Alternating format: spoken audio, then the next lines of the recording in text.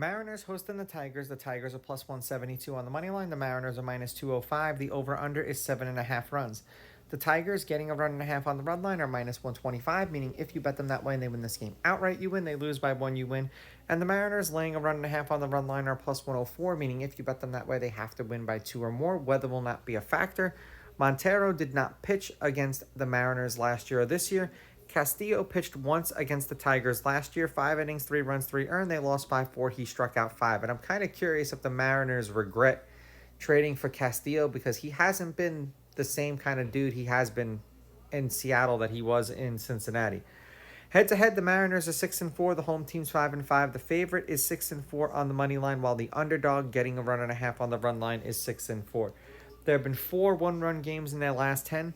The under is hitting their last 2. The over is 5-4-1, and the over 7.5 runs is 6-4. This is their first meeting between each other this season.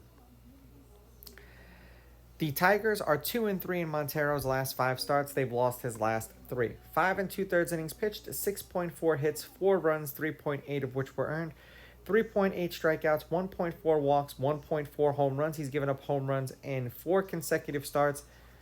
84.2 pitches per game, 15 pitches per inning. And for the Mariners, in Castillo's last 10 starts, they won his last start. They are 3-2 as a team. 5 2/3 innings pitched, 4.9 strikeouts, 17.4 outs recorded, 5.2 hits, 1.6 walks, 2.6 earned runs, 0.6 home runs. He gave up 1 in his last start. 93.6 pitches per game, and he's thrown 100 pitches in his last 2 starts, exactly 100 pitches, 16.3 pitches per inning. Anyone who watches me regularly and consistently knows that Castillo is one of those guys that generally I like to pick against because you get great value. 8 runs, 11 runs, 11 runs, 5 runs, 1 run and a loss, 2 runs and a loss, 6 runs and a win, and then 2 runs and a loss. That's for the Tigers.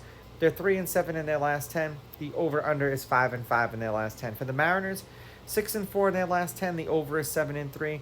5 runs, 12 runs, 11 runs, 6 runs. 2 runs and a loss, 10 runs and a win, 6 runs and a win, and then shutout and a loss. This is not going to be one of those games that I'm going to pick against Castillo. I think that the Mariners will win this game. I'm going to take the Mariners with the money line. I'm going to take the Mariners laying the runs, and I'm going over. These are just my picks. If you disagree, please go with your gut, and please bet responsibly.